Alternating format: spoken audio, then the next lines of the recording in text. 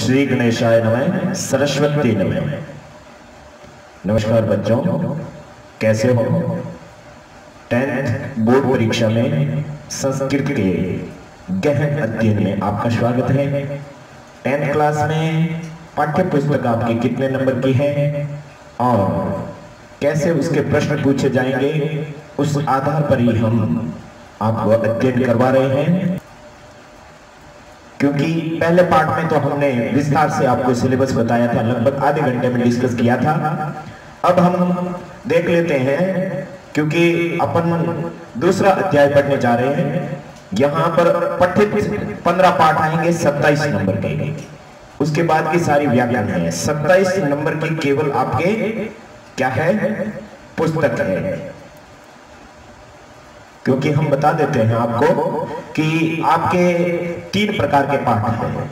कुल कितने प्रकार के? 3 प्रकार के, गद्यांश, पद्यांश और नाट्यांश। पहला पाठ आपके ये जो श्लोक वाला पाठ है, उसमें हमने बताया था आपको, इसमें 5 कुल 4 बातें होती हैं। हिंदी अनुवाद, संस्कृत व्याख्या, संस्कृत प्रश्नोत्तर और श्लोक लेखन, ये 4 वहां पर बातें हैं। अब पद्यांश के बाद गद्यांश की बात करें, जो अपन दूसरा पाठ अभी पढ़ने जा रहे हैं, उसमें आपको गद्यांश का हिंदी अनुवाद पूछा जाएगा, 2 में से 1, 5 नंबर का। संस्कृत में प्रश्नोत्तर यहाँ पर भी पूछे जा रहे हैं, यहाँ पर भी पूछे जा रहे हैं, यहाँ पर भी। यानी गद्यांश, पद्यांश और नाट्यांश सभी में से संस्कृत में प्रश्न पूछेंगे 8 में से कितने करने हैं? 5 नंबर के, 3 नंबर के हैं। उसके बाद में आता है नाट्यांश। नाट्यांश वाला पाठ जैसे चौथा पाठ है, द्विपंचसंज्ञा दंतास्ते गणेशीय। इस नाट्यांश के अंदर नाट्यांश की संस्कृत व्याख्या करनी है और संस्कृत में उत्तर देने हैं और प्रश्न निर्माण करने हैं। तो नाट्यांश की संस्कृत व्याख्या मतलब हिंदी अनुवाद यहाँ पर नहीं है। हिंदी अनुवाद नाट्यांश का नहीं करना है और हिंदी अनुवाद केवल श्लोकों का करना है और गद्यांश का करना है। संस्कृत व्याख्या केवल नाट्यांश की है और पद्यांश की है, और गद्यांश की संस्कृत व्याख्या नहीं है, केवल हिंदी अनुवाद लिखा हुआ है, तो हिंदी व्याख्या भी अपने को सीख लेनी है। तो अपन इस पाठ के अंदर एक एक शब्द पर व्याकरणात्मक अध्ययन करते हुए अनुवाद करेंगे और उसके अलावा हिंदी अनुवाद और हिंदी व्याख्या, सप्रसंग व्याख्या करेंगे। प्यारे विद्यार्थियों, 10वीं बोर्ड परीक्षा के अंदर बहुत ही अच्छे तरीके से हम आपको बोर्ड पैटर्न की तैयारी करवाते हैं। हमारे विद्यार्थियों के बहुत ही अच्छे नंबर आते हैं, क्योंकि बोर्ड पैटर्न से जब कोई अध्ययन होता है तो पूरे के पूरे नंबर आने की संभावना रहती है। इसके अतिरिक्त 8वीं बोर्ड परीक्षा के विद्यार्थियों को भी हम संस्कृत का सघन अध्ययन करवा रहे हैं, और उसके अलावा 6वीं, 7वीं, 9वीं कक्षाओं के भी संपूर्ण सिलेबस का अध्ययन हम इसी चैनल पे करवा रहे हैं। प्लेलिस्ट में जाकर के आप 10वीं की बुक के सारे पाठ और व्याकरण पूरी की पूरी आप अच्छे तरीके से अध्ययन कर सकते हैं। बहरहाल हम शुरू करते हैं 10वीं का दूसरा पाठ। आगे दूसरे पाठ में द्वितीय पाठ संघे शक्ति, संगठन में ही शक्ति है। यहाँ पर एक कहानी है, कहानी पे अपन को ध्यान नहीं देना है, एक एक शब्द में क्या व्याकरण है उस व्याकरण पे ध्यान देना है। हम आपको प्रत्येक पैराग्राफ के अंदर व्याकरण के शब्दों को लिखित रूप में भी समझाएंगे और मौखिक रूप में भी समझाएंगे कि उसमें व्याकरण क्या है। पहले आमुख को देख लेते हैं। नीति कथा साहित्य में हितोपदेश अन्यतम ग्रंथ है, ऐसा सुना जाता है। नारायण शर्मा नामक पंडित पाटलिपुत्र के राजा के पुत्रों को नीति शास्त्र समझाने के लिए इस ग्रंथ को रचा था। अपने मनोज्ञ प्रवाहमय शैली से यह ग्रंथ संसार में अति प्रसिद्ध हुआ। सरल भाषा से इस ग्रंथ में पंचतंत्र आदि ग्रंथों को आधार बनाकर पशु कथाओं का संग्रह है। हितोपदेश के 4 परिच्छेद उपलब्ध हैं। पंचतंत्र के 5 हैं, उसके अंदर भी पशु पक्षियों की कहानी है, और हितोपदेश में भी पशु पक्षियों की कहानी है। हितोपदेश बाद में बनी थी, नारायण शर्मा की है। पंचतंत्र जैसी है, ये दो पंचतंत्र और हितोपदेश दो ही ऐसी है जो कि मतलब कथा ग्रंथ है। इस हितोपदेश के 4 परिच्छेद है, प्रश्न पूछा जा सकता है। हितोपदेश से कति परिच्छेदा चतवार, मित्र लाभ, सुहृद भेद, विग्रह और संधि। प्रस्तुत यह पाठ मित्र लाभ परिच्छेद के प्रथम कथा का संपादित अंश है। इस पाठ में गुरुओं की आज्ञा नहीं मानकर एकत्रित करने के प्रयास का फल वर्णित है। चित्रग्रीव की अवज्ञा करके सभी कबूतर जाल में बंद जाते हैं और फिर चित्रग्रीव के उपदेश से एकत्रित होकर संगठन का सहारा लेकर जाल को लेकर ही उड़ जाते हैं। यह ही पाठ का उपदेश है। संगठन में शक्ति है या फिर संगठन ही कार्य को सिद्ध करने वाला होता है। अब यह आपका प्रथम पैराग्राफ है। अस्ति गोदावरी तीरे विशाल सालमली तरु नाना दिग्देशाताज्ञ रात्रौ पक्षिणे तत्र निवसन्ति अथ कदाचित् अवसन्नायां रात्रौ अस्ताचल चूडावलंबिनी भगवती कुमुदिनी नायके चंद्रमसी लघु पतनक नाम वायस प्रबुद्ध कृतांतम विद्वित्यम आयांतम व्यातम अपश्यत तम अवलोक्य चिंतयत् अद्भुतातरेव अनिष्ट दर्शनम जातम न जाने किम अनभिमतम दर्शयिष्यति अतः तद अनुसरण क्रमेण व्याकुलश्चलितः। यहाँ पर आपके पहले पैराग्राफ के अंदर आए हुए शब्दों का विश्लेषण पहले करते हैं। यहाँ पर प्रथम पैराग्राफ में जो भी शब्द है उनकी संधि विच्छेद। नाना दिग्देशा दागत्य, नाना अलग शब्द है, अव्यय शब्द है। दिग ग का क बन गया, तीसरे का पहला जस्व संधि से, यानी पहले का तीसरा बनता है। देशात, द का फिर से द बन गया, देशात। और आगत्य, तो यहाँ पर कोई संधि नहीं है। नाना दिग देशा, यहाँ पर जस्व व्यंजन संधि है। देशात आगत्य, यहाँ पर जस्व व्यंजन संधि है। व्याकरणात्मक टिप्पणी में भी बहुत कुछ आपको इस तरीके से मिलेगा, लेकिन एक एक शब्द में संधि विच्छेद करना। फिर देखो, नाना अव्यय शब्द, दिग अव्यय शब्द है, और देशात के अंदर पंचमी विभक्ति एक वचन है। आगत्य में आ उपसर्ग कम धातु और लेप प्रत्यय है। शब्द के अलग अलग अर्थ है, इसलिए हमें प्रत्येक शब्दों को पहले तोड़ देना चाहिए। इसके अंदर 4 शब्द है, घबराने की कोई आवश्यकता नहीं, बहुत ही सिंपल है। नाना दिग देशात आगत्य बिल्कुल अलग अलग पढ़ रहे हैं। अब अस्ताचल चूड़ अवलंबिनी, अस्ता यहाँ दीर्घ संधि है, अचल चूड़ डा के अंदर दीर्घ संधि है, चूड़ अवलंबिनी, अस्त अचल चूड़ अवलंबिनी। यहाँ पर आपकी फिर से दीर्घ संधि है और अचल और चूड़ के बीच में कोई संधि नहीं है।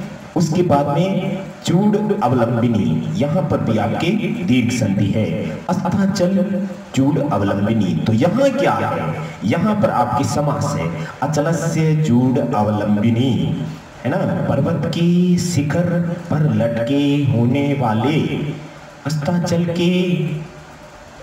के शिखर पर लटके होने वाले, इस तरह से के शब्द आ रहा है ना, उसकी वजह से यहाँ पर आपके षष्ठी तत्पुरुष समास हो गया।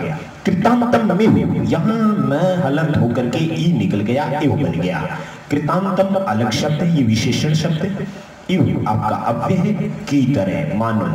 प्रातरेव, प्रातरेव के अंदर भी आपके र विसर्ग बन गया और उसके बाद में एव अलग हो गया, दोनों ही अव्यय शब्द है। तद अनुसरण क्रमेण, तद के बाद में द हलंत हो गया, अनुसरण क्रमेण अलग हो गया। व्याकुलश चलित है, व्याकुल के बाद में आदस्य का विसर्ग हो गया और चलित है अलग हो गया। इस प्रकार से अपने शब्दों को अलग होने के बाद में फिर अनुवाद की ओर जाते हैं। अब प्रथम पैराग्राफ को अकॉर्डिंग टू ग्रामर, व्याकरण के अनुसार हम देखते हैं।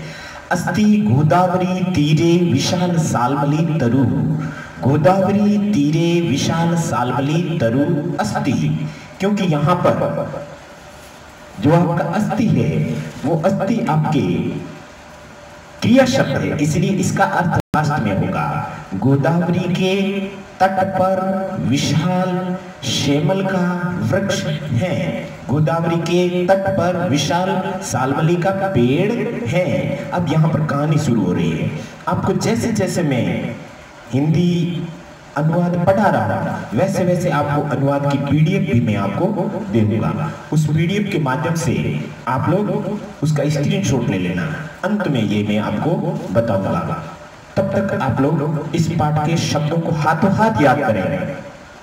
नाना दिग्देशाद आगत्य रात्रौ पक्षिणो तत्र निवसन्ति। ध्यान से देखो, ये शब्द तो आपके अभी क्लियर हुआ था। नाना यानी विभिन्न, दिग यानी दिशाओं, और देशाद यानी देशों से, आगत्य यानी आकर, देश का मतलब स्थान भी होता है संस्कृत में। विभिन्न दिशाओं और स्थानों से, आगत्य यानी आकर, रात्रौ यानी रात्रि में, पक्षिणों का संधि हो गया, पक्षिण है, उत्व विसर्ग संधि है, लास्ट में ओ की मात्रा कहीं पर भी आए वहां आप विसर्ग बना सकते हो, तो वो उत्व विसर्ग संधि। पक्षिणों और तत्र के बीच में उत्व विसर्ग संधि है। विभिन्न दिशाओं और देशों से आकर रात्रि में, सप्तमी एक वचन, पक्षिण है यानी बहुत से पक्षी, तत्र यानी वहां, निवसन्ति यानी रहते हैं। गोदावरी के तट पर बहुत बड़ा शेमल का वृक्ष है। विभिन्न दिशाओं और देशों से आकर रात्रि में बहुत से पक्षी वहां रहते हैं। कैसा लगा? इसी तरीके से आपको अनुवाद करना है। एक एक शब्द का अर्थ बोलते जाओ अकॉर्डिंग टू ग्रामर, व्याकरण के अनुसार, वहां शब्द रूप के अनुसार क्या अर्थ हो रहा है, धातु रूप के अनुसार क्या अर्थ हो रहा है। यहाँ पर लट लकार है तो अपने को लट लकार का ही अर्थ बोलना है, यहाँ पर भी लट लकार का बोलना है। उसके बाद में आपका लिट लंग लकार भूतकाल शुरू हो जाएगा, तो वहां पर उसके अनुसार आपको अर्थ बोलना है। अब देखिए, कदाचित अवसन्नायाम रात्रो अस्ताचल चूड़ अवलंबिनी भगवती कुमुदिनी नायके चंद्रमसी लघु पतनक नामा वायस प्रबुद्ध। अथ यानी इसके बाद, अथ यानी इसके बाद, कदाचित किसी समय, अवसन्नायाम रात्रौ, यहाँ पर दोनों में सप्तमी विभक्ति एक वचन है। रात्रौ अवसन्नायाम, रात्रि पड़ जाने पर, रात्रि पड़ जाने पर बाद में आ रहा है। अस्ताचल चूड़ अवलंबिनी भगवती कुमुदिनी नायके चंद्रमसी, यहां सब में सप्तमी विभक्ति एक वचन है। अस्ताचल चूड़ अवलंबिनी सप्तमी एक वचन, भगवती भगवान शब्द सप्तमी एक वचन। शब्द रूप आपको याद है? नहीं है तो आप लोग हमारे प्लेलिस्ट में जाकर के और व्याकरण के शब्द रूप प्रकरण को जो शुरुआत में है उसको अच्छे तरीके से याद कर ले। भगवान कुमुदिनी के नायक चंद्रमसी, यहां पर भी सप्तमी एक वचन है, यहां पर भी सप्तमी एक वचन है। तो इसके बाद किसी समय रात्रि पड़ जाने पर, अस्ताचल यानी जहां अस्त होता है सूर्य, वो वाला पर्वत अस्ताचल, अस्ताचल के चूड़ यानी शिखर पर, अवलंबिनी यानी लटके हुए, भगवती यानी भगवान, कुमुदिनी यानी कुमुदिनियों के नायक यानी नायक, जो रात में फूल खिलते हैं उसको कुमुदिनी कहते हैं। और उस कुमुदिनियों के नायक कौन है? चंद्रमसी यानी चंद्रमा के। तो भगवान कुमुदिनियों के नायक चंद्रमा के अस्ताचल के शिखर पर लटके जाने पर, रात्रि के समाप्त हो जाने पर, बात समझ में आई? कितना यहाँ पर विशेषताएं बताई है। ऐसे ही बोलना चाहिए, नहीं सुबह हो जाने पर, सुबह मतलब रात्रि के समाप्त हो जाने पर, और अस्ताचल में चंद्रमा चले गए मतलब रात का अंत हो गया, मतलब सूर्योदय हो गया। तो देखिए, इसके बाद किसी समय रात्रि के समाप्त हो जाने पर और भगवान कुमुदिनियों के नायक चंद्रमा के अस्ताचल के शिखर पर लटके जाने पर, लघु पतनक यानी लघु पतनक, नामा यानी नामक, वायसे यानी कौवा, वायसे यानी कौवा, प्रबुद्ध यानी जगह, प्रबुद्ध यानी जगह। यहां पर कौमा आ गया, एक बात खत्म हो गई। अब यहां पर वायस है और प्रबुद्ध है, इस दोनों में प्रथमा विभक्ति एक वचन है, इसलिए ये कर्ता हो गया। लघु पत्तनक है ना, इसके विशेषण है, लघु पत्तनक विशेषण है क्योंकि नाम विशेषण होना है। वायस है यानी कौवा, ये विशेष्य है। प्रबुद्ध है, कैसा है कौवा, जगा हुआ, इसलिए वायस के प्रबुद्ध भी विशेषण है, लघु पत्तनक भी विशेषण है। यहां विसर्ग लोप से विसर्ग लोप हो गया। लघु पत्तनक नामक जगे हुए कौवे ने, लघु पत्तनक नामक जगे हुए कौवे ने, कृतांतम इव, द्वितीयम, द्वितीयम कृतांतम इव, द्वितीयम यानी दूसरे ही, कृतांतम यानी यमराज, इव यानी की तरह, दूसरे ही यमराज की तरह, आयांतम यानी आते हुए, आयांतम यानी आते हुए, व्याधम यानी शिकारी को, अपश्चित यानी देखा, अपश्चित यानी देखा, दूसरे ही यमराज की तरह आते हुए शिकारी को देखा। यहाँ क्या विशेषता है, यहाँ पर व्याधम यानी शिकारी, शिकारी कैसा है, द्वितीयम दूसरा है, शिकारी कैसा है, आयांतम आता हुआ है। यहाँ पर आयांतम के अंदर अपने शब्द रूप चल रहा है, इसलिए ये द्वितीय एक वचन में आयांतम बना है। द्वितीयम ये भी द्वितीय विभक्ति एक वचन है, क्योंकि आपने शब्द रूप के अंतिम चौथे शब्दरूप प्रकरण के अंदर अपने चौथे वीडियो में आपने देखा था संख्यावाची शब्द और क्रमवाची शब्द। संख्यावाची शब्द तो अपने अनुसार एक वचन बहुवचन होता है और क्रमवाची शब्द हमेशा एक वचन में होता है, तो ये क्रमवाची शब्द है। द्वितीय दूसरे को, व्याधम शिकारी को, आयांतम आते हुए को, कृतांतम यमराज को, सब में को लग रहा है क्योंकि ये विशेष्य है और ये सब इसकी विशेषता बता रहे हैं। तो व्याधम के ये आपको बोर्ड परीक्षा में पूछेंगे ऐसे कि इस शब्द का क्या विशेषण कौन सा है, तो इसका विशेषण ये भी है, ये भी है और कृतांतम भी है। इव क्या है, इव अव्यय है। तो देखो, दूसरे ही यमराज की तरह आते हुए शिकारी को यहाँ पे लग रहा है, एक ही जगह लगेगा विशेष्य के साथ में। अपश्चित यानी देखा, तम उसको, तम के अंदर द्वितीय विभक्ति एक वचन है और ये क्या है, ये सर्वनाम शब्द है। अवलोक्य यानी देख कर, अवलुक धातु और लेप प्रत्यय है, लेप का मतलब होता है करके, उसको देखकर अचिंत्यत यानी सोचा, अचिंत्यत यानी सोचा, क्या सोचा, अद्य।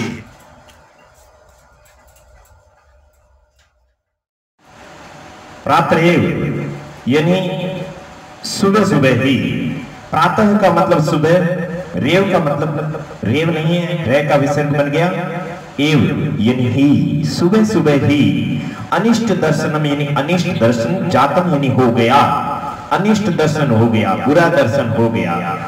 जातम के अंदर जन धातु कत प्रत्यय, न जाने यानी न जाने, किम यानी क्या, अनभिमतम यानी अनिष्ट, दर्शिष्यति यानी दिखाएगा, क्या बुरा दिखाएगा, यानी सुबह सुबह किसी का बुरे व्यक्ति का दर्शन हो जाता है तो पूरे दिन बुरा ही बुरा होता है। इस भाव को लेकर लिखा है कि उसको देखकर सोचा आज सुबह सुबह ही अनिष्ट दर्शन हो गया है, न जाने क्या बुरा दिखाएगा, वृत्त लगा रहा।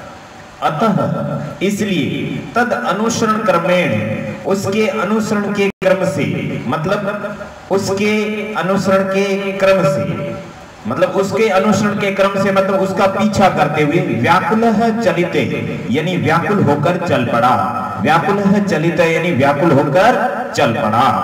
अब पूरे करिए लोग। गोदावरी के तट पर बहुत बड़ा शेमल का वृक्ष है, विभिन्न दिशाओं और देशों से आकर रात्रि में पक्षी वहां निवास करते हैं।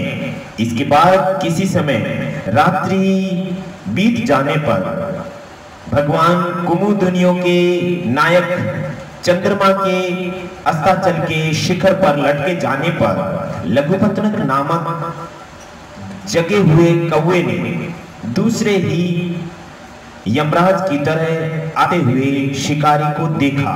उसको देखकर सोचा आज सुबह सुबह ही अनिष्ट दर्शन हो गया है, न जाने क्या बुरा दिखाएगा। इसलिए उसके अनुसरण के क्रम से इसलिए उसका पीछा करते हुए व्याकुल होकर चल पड़ा। अब दूसरा पैराग्राफ, अत तेन व्याधेन तंडुल कलान विकीर्ण्य जालम विस्तीर्णम। अब कौआ उसको देखता है, कौआ कहता है, ये क्या कहानी है? अत यानी इसके बाद, तेन यानी उस, व्याधेन यानी शिकारी द्वारा, तंडुल कणान यानी चावलों के दानों को, कण का मतलब दाने है, द्वितीय बहुवचन, दानों को, तेन व्याधेन उस शिकारी द्वारा, यहाँ पर अनुक्त करता है, तृतीय विभक्ति है दोनों में, तृतीय विभक्ति होते हुए भी करता है, ये आप चीज वाच्य में पढ़ेंगे। इसके बाद उस शिकारी ने चावलों की दानों को विकीर्य यानी बिखेर कर, कीरी बता दो उसका मतलब बिखेरना, जालम यानी जाल, विस्तीर्ण यानी बिछा दिया। इसके बाद उस शिकारी द्वारा चावलों के दानों को बिखेर कर जाल बिछा दिया। स च मतलब और, स यानी वह, प्रच्छन्न यानी गुप्त, भूतवा यानी होकर, स्थित यानी बैठ गया, वह गुप्त होकर बैठ गया मतलब छुप कर बैठ गया। तस्मिन एव, तस्मिन एव के अंदर देख लीजिए, पहले आप कहो तो शब्दों को अलग कर देते हैं और उसके बाद में इसका अनुवाद करते हैं। दूसरे पैराग्राफ में पहला शब्द यही है, तस्मिन एव, तस्मिन प्लस एव मतलब तस्मिन यानी उस, एव यानी ही, यहाँ पर डबल न हो जाता है, ठीक है ना, गमुडागम संधि है, उससे यहाँ पर न विसर्ग हलत आता है और उसके बाद में कोई भी स्वर आ जाता है तो न को डबल आदेश होता था, यहाँ डबल आदेश हो गया, दूसरे के अंदर एक ही मात्रा आ गई। कुतो अत्र का कुतः प्लस अत्र, और तन निरूप्यताम, तन न आदि न का त बन गया, उसके बाद में निरूप्यताम, निरूप्यताम अलग हो गया। भद्रम इदम, भद्रम में अलग हो गया, इदम अलग हो गया। फिर एतद वचनम, एतद का द का त बन गया और नीचे जो वह है वो वह पूरा है और यहाँ पर आ गया वचनम। पर भाग्योपजीवी, भाग्य के अंदर, योग के अंदर एक मात्रा है और गुण संधि है, तो पर भाग्य प्लस उपजीवी, सडेते, सट प्लस एते, ट का ड बन गया, पहले का तीसरा जस्व संधि, सट प्लस एते। ये जो आपके श्लोक का भी साथ में लिखा हुआ है, तीसरे पैराग्राफ का बाद में देखेंगे। अब यहां पर देखिए, इसके बाद उस शिकारी द्वारा चावलों के दानों को बिखेर कर जाल बिछा देगा और वह गुप्त होकर बैठ जाता है, बैठ गया। स्थित स्था धातु कब करते हैं, तन तस्मिन नेव, तस्मिन यानी उस, एव यानी ही, काले यानी समय, उसी समय, चित्रग्रीव नामा यानी चित्रग्रीव नाम वाला, कपोतराज यानी कबूतरों का राजा, सह परिवारों यानी परिवार सहित, वियति आकाश में, वियत शब्द है और सप्तमी एक वचन है, आकाश में, वियति मादरी, पितरी, वाची, कर्मणी, है ना, तो इस शब्द के अंदर लास्ट में ई की मात्रा आती है, सप्तमी एक वचन होते हैं।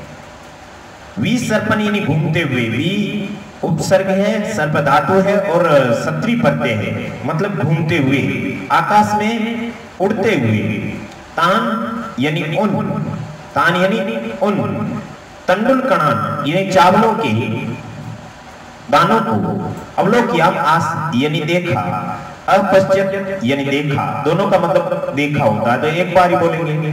उसी समय चित्रग्रीव नामक कबूतरों के राजा ने परिवार सहित आकाश में घूमते हुए उन चावलों के दानों को देखा।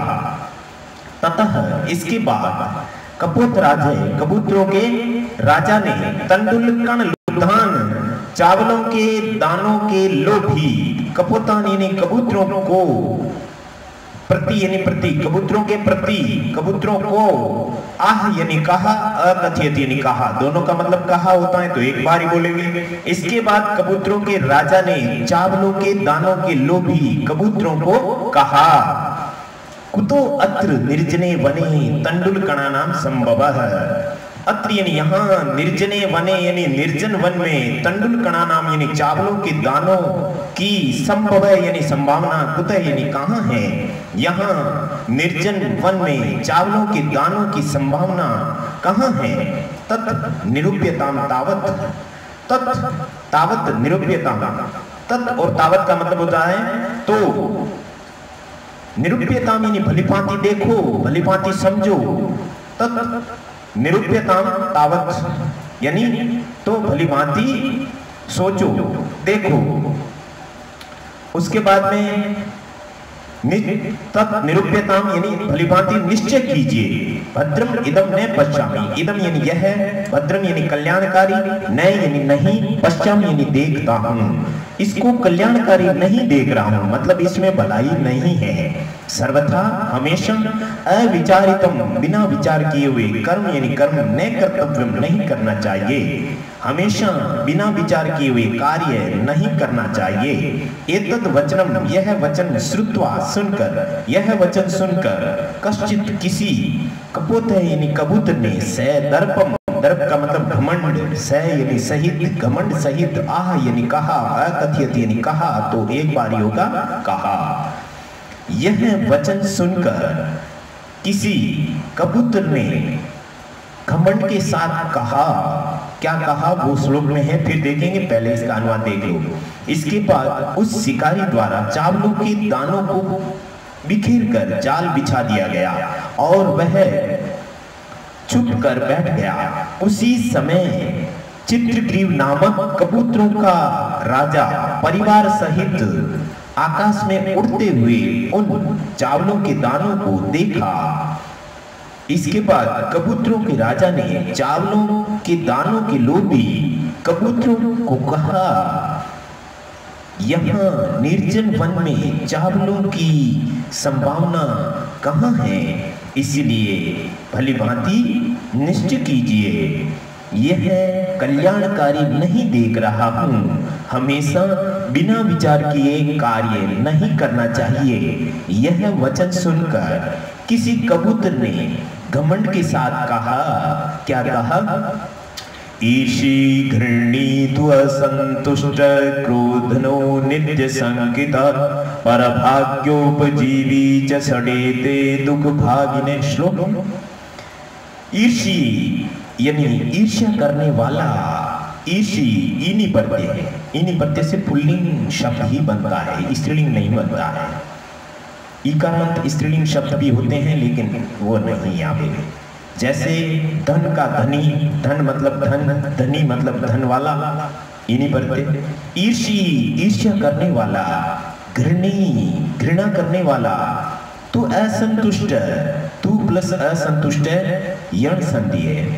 असंतुष्ट रहने वाला या फिर संतुष्ट नहीं रहने वाला, क्रोधनो यानी क्रोध करने वाला, नित्य संकित हमेशा शंका करने वाला, पर भाग्योपजीवी, पर यानी दूसरों के भाग्य यानी भाग्य पर, उपजीवी यानी जीवित रहने वाला, दूसरों के भाग्यों पर जीवित रहने वाला। जय का मतलब और यहाँ पे आ जाएगा, और दूसरों के भाग्यों पर जीवित रहने वाला।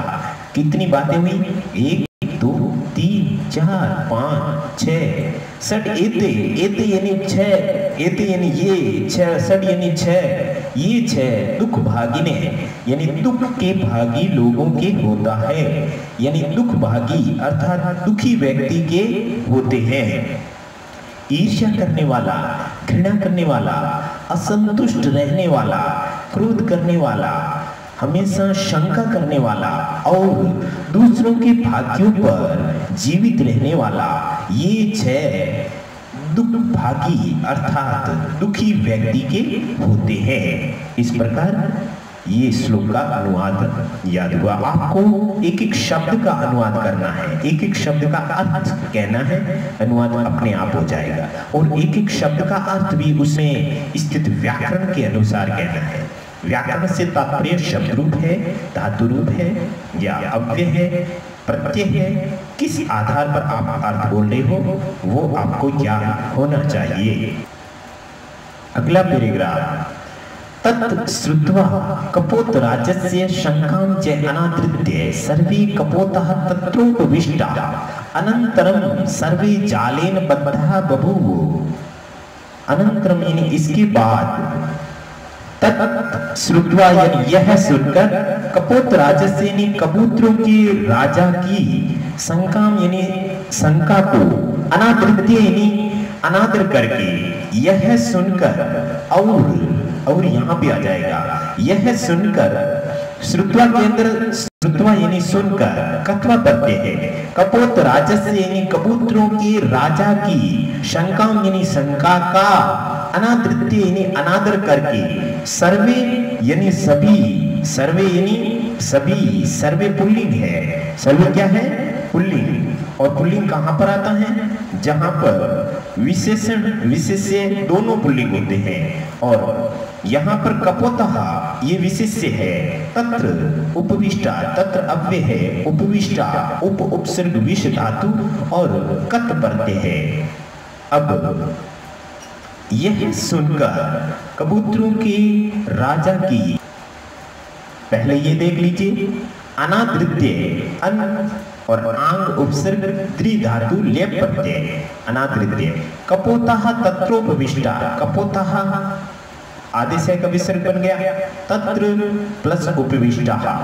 उसके बाद में अवलंबित, अवलंबिता स्तंभ, अवलंबिता स्तंभ आदेश का विसर्ग बन गया, अवलंबिता प्लस स्तंभ। नायम अस्य, ना के अंदर दीर्घ संधि, ने अयम अस्य, ने अयम मैं हलंत हुआ, अस्य अलग हुआ। यहाँ पर तीन शब्द है।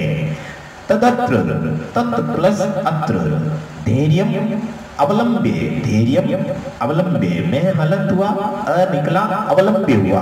प्रतिकारः चिंत्यताम्, प्रतिकारः चिंत्यताम्। इस प्रकार ये आपका शब्दों का अलग अलग होना। अब देखिए, यह सुनकर कबूतरों के राजा, यह सुनकर और कबूतरों के राजा की शंका की, शंका का अनादर करके सभी कबूतर तत्र यानी वहां उपविष्टा यानी बैठ गए। अनंतरम यानी इसके बाद, सर्वे यानी सभी, जाले यानी जाल में, बद्धा यानी बंद, बभू यानी गए, बभू यानी गए। इसके बाद सभी जाल में बंध गए। यहाँ बभू में कौन सा क्या है? प्रत्यय है या शब्द रूप है या धातु रूप है? धातु रूप है। तो धातु रूप में कौन सा लकार है? इसके बाद सभी जाल में बंध गया है, बंध गए। तो यहाँ पर भू धातु है, और भू धातु का स्टार्टिंग में ब कहां पर आता है ये तो हमें पता ही नहीं, क्योंकि कुल लकार कितने होते हैं? 5। ये तो हम पढ़ते हैं, लेकिन 5 लकारों के अलावा 5 लकार और होते हैं। उसका अध्ययन हमने ग्रामर के अंदर संस्कृत व्याकरण में आपके शब्दरूप टॉपिक में सबसे पहले ही हमने आपको बता दिया कि यहाँ पर आपके 10 लकार होते हैं। उसमें जो लिट लकार होता है, लिट लकार के अंदर जो लिट लकार भूतकाल के लिए ही होता है, उस लिट लकार के लिए यह बभू आता है। तत् यह सुनकर कबूतरों के राजा ने, राजा की शंका का अनादर करके सभी कबूतर वहां बैठ गए। इसके बाद सभी जाल में बंध गए। लिट लकार और प्रथम पुरुष बहुवचन। ततः इसके बाद यस्य वचनात्, जिसके कहने से, यस्य यत् सर्वनाम षष्ठी एक वचन पुल्लिंग, जिसके कहने से वचन पंचमी एक वचन। तत्र यानी वहां, अवलंबिता बंध गए थे, तम सर्वे तिरस्कुर्वन्ति, तम यानी उसको, सर्वे यानी सभी, तिरस्कुर्वन्ति यानी तिरस्कृत करते हैं, तिरस्कार करते हैं। तस्य उसके, तिरस्कारम तिरस्कार को षष्ठी विभक्ति, उसके तिरस्कारम द्वितीय विभक्ति एक वचन कर्म कारक, तिरस्कार को, श्रुत्वा यानी सुनकर, चित्रग्रीव यानी चित्रग्रीव ने, उवाच यानी कहा, नायम अस्य दूसे, नायम मैं हलंत हुआ, अस्य ये तो अलग हुआ अभी किया था, अयम अस्य दूसरे न, अयम यानी यह, अस्य यानी इसका, अयम प्रथमा एक वचन है, अस्य षष्ठी एक वचन है, यह इसका, दोष यानी दोष, न यानी नहीं है, यह इसका दोष नहीं है। विपत्त काले, विपत्ति के समय, विपत्त काले यानी विपत्ति के समय, विस्मय यानी आश्चर्य करना, एव यानी ही, संकट के समय आश्चर्य करना ही का पुरुष लक्षणम यानी कायर पुरुष का लक्षण है। संकट के समय आश्चर्य करना ही कायर पुरुष का लक्षण है। तद अत्र, तब यहाँ, धैर्यम अवलंब्य, धैर्य का सहारा लेकर, प्रतिकार चिंत्यताम, प्रतिकार यानी उपाय, चिंत्यताम यानी सोचो, तब यहाँ धैर्य का सहारा लेकर उपाय सोचो। प्रतिकार का मतलब बदला भी होता है, लेकिन यहाँ पर उपाय है। तत् अत्र, तब यहाँ धैर्य का सहारा लेकर उपाय सोचो। तीनों का दोबारा देखें। यह सुनकर कबूतरों के स्वामी की शंका का अनादर करके सभी कबूतर वहां बैठ गए। जय का नहीं बोले तो भी चलेगा। इसके बाद सभी जाल में बंध गए। इसके बाद जिसके कहने से वहां बंधे थे उसका सभी तिरस्कार करते हैं। उसके तिरस्कार को सुनकर चित्रग्रीव ने कहा, यह इसका दोष नहीं है। संकट के समय आश्चर्य करना ही कायर पुरुष का लक्षण है। तब यहाँ धैर्य का सहारा लेकर उपाय सोचो।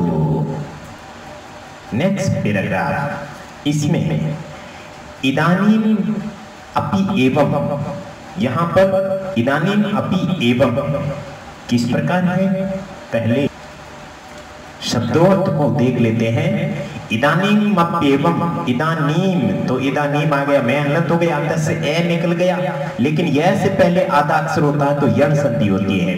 ये अपने व्याकरण के संधि टॉपिक में जाकर के अच्छे तरीके से संधि समझ लीजिए। यह के अंदर जो स्वर होता है उससे बाद वाले शब्द की शुरुआत होती है, तो यह के अंदर कौन सा स्वर है, ए, तो एवं हो गया। इदानीम अपि एवं, इदानीम अपि एवं, तीनों के तीनों अव्यय है। इदानीम यानी इस समय, अपि यानी भी, एवं यानी इस प्रकार, और एव का मतलब होता है ही। सर्वे रेख चित्ती भूई, सर्वे उसके बाद में रह का विसर्ग बन गया, एक चित्ती भूई, एक चित्ती भूई, तृतीय बहुवचन है। जालम मैं हलंत हो जाएगा, आदाय यह के अंदर गुण संधि से उड्डीयताम बन जाएगा। जालम आदाय उड्डीयताम, जालम आदाय उड्डीयताम। जालम द्वितीय एक वचन है, आदाय के अंदर आ उपसर्ग दा धातु देना अर्थ है, और लेप प्रत्यय है देकर।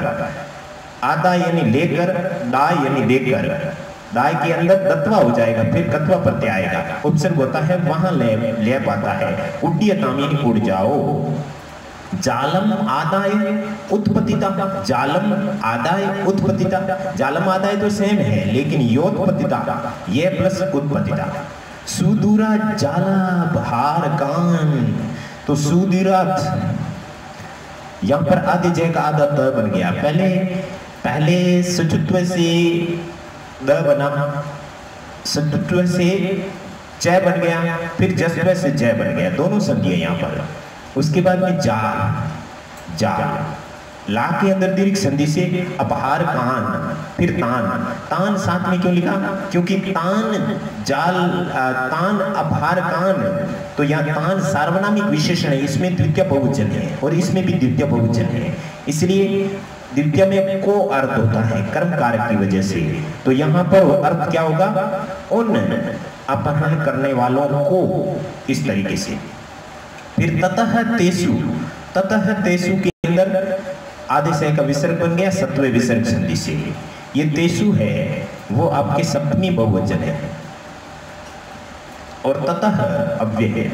चक्षु विषय, चक्षु सु के बाद में वी के ऊपर रह है, वो वी से पहले है, तो चक्षु, फिर विषय, विषय या के अंदर दीर्घ संधि से अतिक्रांतेषु, तो यहाँ पर हो जाएगा अतिक्रांतेषु।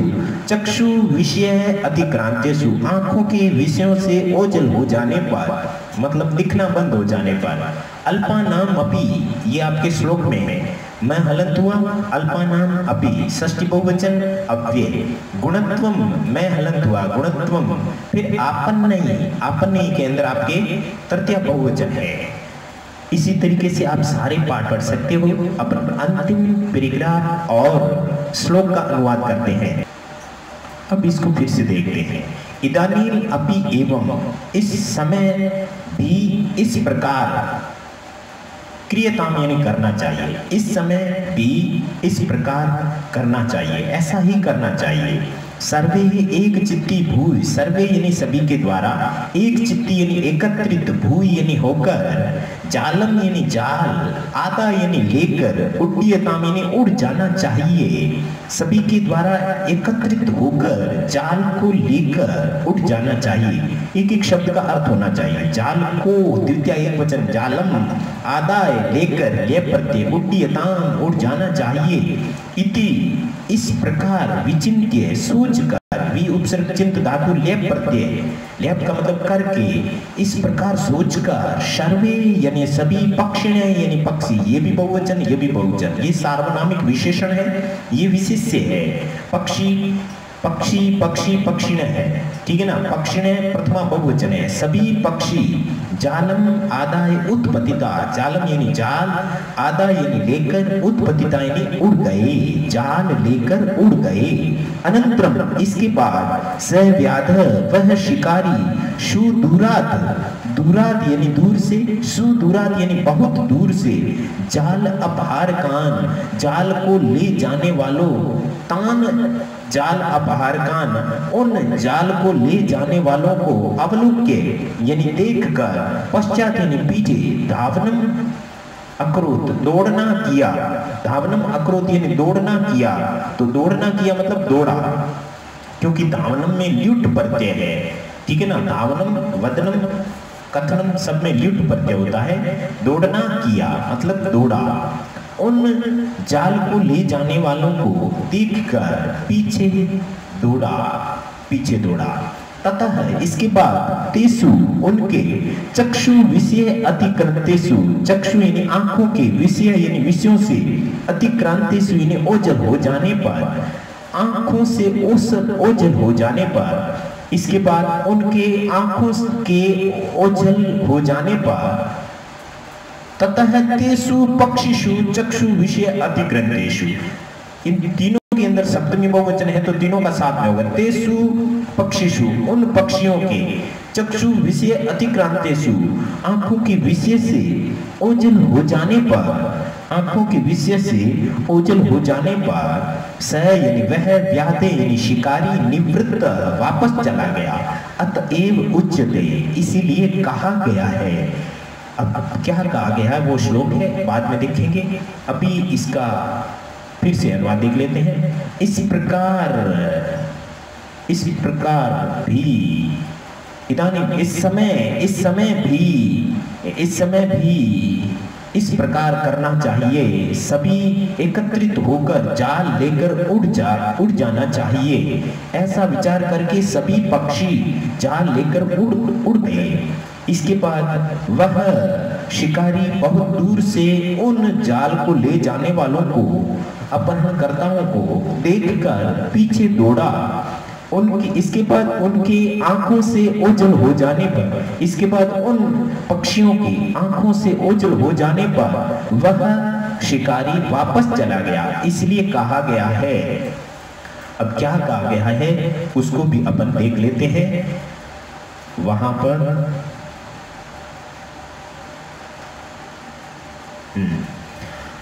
अल्पानाम अपि वस्तूनां सहति कार्यशादिका त्रीणे गुणत्वं मापन्ने बध्यन्ते मतदन्तिने।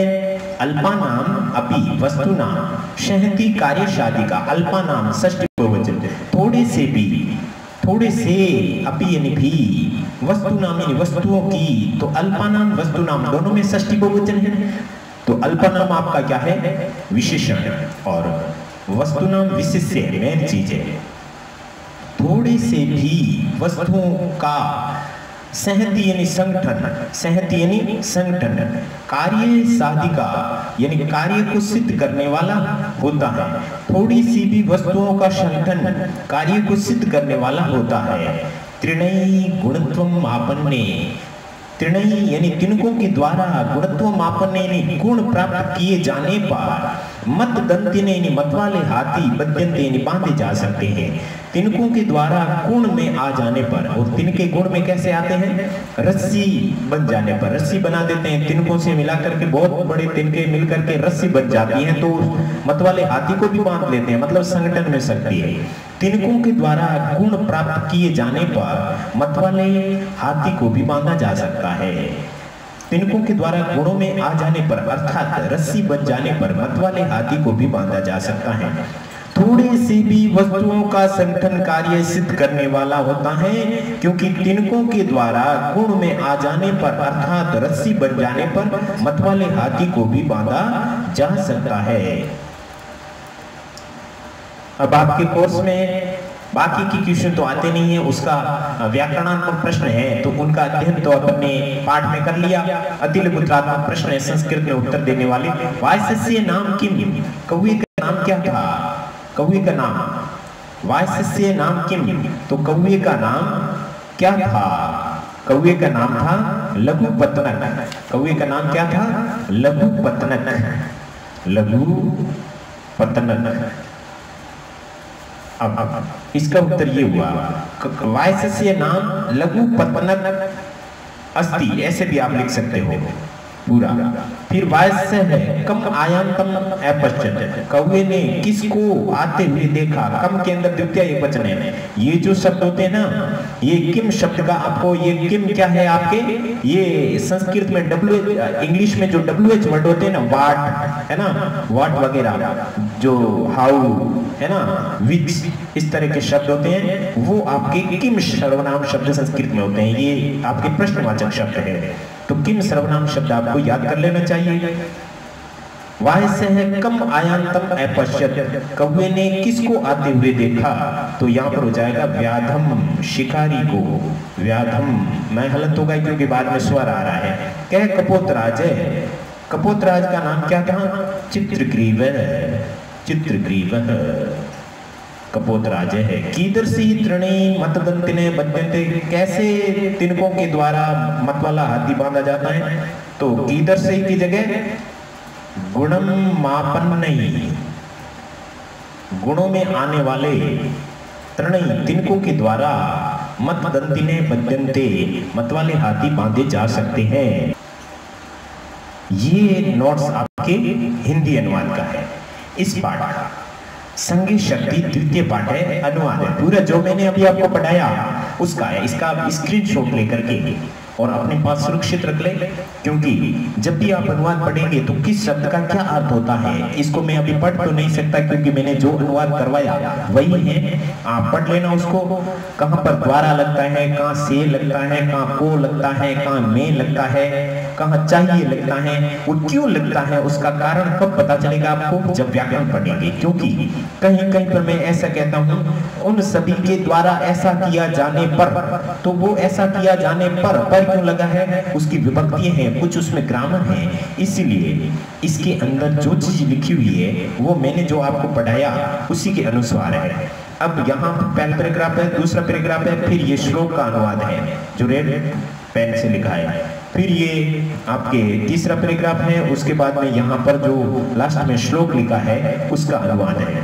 इसलिए आप लोगों को भी इसी तरीके से याद करना चाहिए। अब अपन आगे, अब इसकी हिंदी अनुवाद तो प्रश्न बनेगा, लेकिन 100% हिंदी अनुवाद पूछा तो आपको हिंदी व्याख्या करनी पड़ेगी। उसके लिए मैं आपको एक PDF, एक नोट्स और दिखा देता हूँ। यहाँ पर आपके संस्कृत द्वितीय पाठ हिंदी अनुवाद और सप्रसंग व्याख्यान। हिंदी अनुवाद आए तो आपको क्या करना है? केवल हिंदी अनुवाद लिखना है और उसके अंदर हिंदी अनुवाद के आप संदर्भ, प्रसंग और हिंदी अनुवाद, फिर व्याकरणात्मक टिप्पणी, ये आपको कुछ नहीं लिखना है, सिर्फ उसका हिंदी अनुवाद लिखना है। पहले पाठ के अंदर भी आपने इसी तरह से किया था। तो ये पहला पैराग्राफ है आपके। अस्ति गोदावरी तीरे विशाल सालमली तरु, गोदावरी तट पर बहुत बड़ा सेमल का वृक्ष है। यहाँ तक व्याकुल चलित मैंने दोबारा लिखा है आपके लिए। फिर इसका संदर्भ, ये संदर्भ जो आपके पूरी पुस्तक का सेम होता है, बस उसके अंदर गद्यांश, पद्यांश, नाट्यांश ये चीज चेंज करनी है, और बाकी तो आपके पहले पाठ में जो था वो का वो है। लेकिन वहां पर हिंदी में भी था और संस्कृत में भी था, लेकिन यहाँ पर सिर्फ हिंदी में। प्रस्तुत गद्यांश हमारी पाठ्य पुस्तक स्पंदना इस नाम वाली पाठ्य पुस्तक की संगे शक्ति इस नाम वाले शीर्षक पाठ से उद्धृत है। इस पाठ के रचयिता श्री नारायण शर्मा है। यह गद्यांश नारायण शर्मा के हितोपदेश नामक ग्रंथ के मित्रलाभ नामक परिच्छेद से संकलित है। बस पाठ का नाम चेंज करना है और आपको पाठ का नाम चेंज करने के साथ साथ और उसके बाद में ग्रंथ का नाम भी चेंज करना है और जो आपका कवि रचयिता है उसका नाम भी चेंज करना है। बाकी पूरी पुस्तक में सेम रहेगा। तो यहाँ पर तो यही है। फिर प्रसंग के अंदर, इस गद्यांश के अंदर कौन सी बात लिखी है उसको कहते हैं। संदर्भ के अंदर तो पुस्तक का नाम बताते हैं, फिर एड्रेस बताते हैं पूरा, लेकिन प्रसंग में इसका विश्लेषण किया जाता है। प्रस्तुत गद्यांश में शंगे शक्ति कथा की शुरुआत में कबूतरों के संगठन को देखने वाले कौवे का वर्णन है, उस कौवे का वर्णन है। तो उसके बाद में जो भी पैराग्राफ आएगा आप अपने मन से कोई भी संदर्भ अपने प्रसंग बना सकते हैं, संदर्भ तो सेम रहेगा। अब इसका जो हिंदी अनुवाद है वो अभी मैंने जो आपको पीडीएफ बताई उसके अंदर था, वो सेम है और हिंदी अनुवाद आपको लिखना है। ये हेडिंग आपकी रहेगी गद्यांश, संदर्भ, प्रसंग, हिंदी अनुवाद और व्याकरणात्मक टिप्पणी। और अगर कोई श्लोक है तो उसका क्या आएगा, श्लोक आएगा, फिर उस श्लोक का अन्वय आएगा, फिर संदर्भ आएगा, फिर प्रसंग आएगा, फिर हिंदी अनुवाद आएगा या संस्कृत व्याख्या आएगी। उसके बाद में व्याकरणात्मक टिप्पणी। व्याकरणात्मक टिप्पणी तो अपन ने बहुत सारी की है। नाना दिग्देशात, तो दिग्देशात आगत्य जस्ट में हल संधि है, इसमें दिग्देशात आगत्य अलग अलग हो गया। रात्रौ, रात्रि ईकारांत स्त्रीलिंग शब्द है, सप्तमी विभक्ति एक वचन है। एड्रेस बताना है इसका। तत्र क्या है, अव्यय पद है। भगवती है ना, भगवती ये पुल्लिंग शब्द है, स्त्रीलिंग नहीं है। भगवन शब्द है, हलंत है, पुल्लिंग है और सप्तमी विभक्ति एक वचन में भगवती, मातरी, पितरी, कर्मणी, उस तरीके से ये भी आपके है। इसके बाद में अपश्चत दृश्य धातु लंग लकार प्रथम पुरुष एक वचन है ना। अपश्चत अवलोक्य, अब उपसर्ग, लोक धातु और लेप प्रत्यय, ये इसी के अंदर से है। ये जो आपका गद्यांश है इसी के अंदर से लिए हुए हैं। और उसके बाद में आपका जो दूसरा आएगा, दूसरा जो पैराग्राफ आएगा उसमें दूसरे पैराग्राफ के अंदर कौन कौन से शब्द हैं उसका व्याकरण बताना, उसकी व्याकरणात्मक टिप्पणी हो जाएगी। तो मैं ये समझ रहा हूँ कि आपको समझ में आ गया होगा कि गद्यांश वाले पाठों को किस तरह से क्लियर करना है। मेरे प्यारे विद्यार्थियों, कैसा लगा आपको? अच्छा लगा तो अब आपको हम ये भी बता दें कि आपके जो दूसरे भाई बहन हैं उनको भी इसके बारे में बताएं कि हम छठी, सातवीं, आठवीं, नौवीं, 10वीं सभी के संस्कृत और पूरी व्याकरण हम पढ़ाएंगे। जो कॉमन व्याकरण है वो सबको साथ में, जैसे शब्दरूप, धातुरूप, और आपके जो कोर्स में है उसको हम अलग से पढ़ाएंगे। जो आपके प्लेलिस्ट में जाकर के आपके कोर्स में क्या क्या है वो आप पूरा पढ़ सकते हो। इसीलिए हम आपसे यही कहेंगे कि आप चैनल को सब्सक्राइब कर लें, जिससे वीडियो अच्छी क्वालिटी मिलेगा और आपके सभी सहपाठियों को और अपने रिश्तेदारों में जो भी 10वीं में या छठी से 10वीं में पढ़ते हैं सबको इस चैनल के बारे में बताएं कि छठी से 10वीं तक जो भी बच्चे पढ़ते हैं उनको पूरा कोर्स करवाया जाएगा। नए सत्र 2020-21 के बाद में, यानी कोरोना महामारी के बाद में जैसे ही विद्यालय लगेगी उसके अंदर ये आपके नई किताबें जो चेंज हुई है उसके अंदर। इसलिए आप लोग इस चैनल को जरूर सब्सक्राइब करें। जैसे ही आप इस चैनल को देखेंगे आपको समझ में आएगा तो उसका आप एक ही उपकार कर सकते हो, चैनल सब्सक्राइब करें और कम से कम 5-7 और सब्सक्राइब करवाएं, जिससे वीडियो अच्छी क्वालिटी में चलेगा और आपको देखने में भी आनंद आएगा और हमें भी थोड़ी प्रसन्नता होगी। इन्हीं शब्दों के साथ मैं अपनी वाणी को विराम देता हूँ। हमारे हृदय में स्थित भगवान हमारा सबका भला करे। सर्वे भवन्तु सुखिनः, सर्वे सन्तु निरामया, सर्वे भद्राणि पश्यन्तु मा कश्चित् दुःखभाग् भवेत्। छठी से 10वीं तक संपूर्ण संस्कृत पढ़ने के लिए चैनल सब्सक्राइब करें।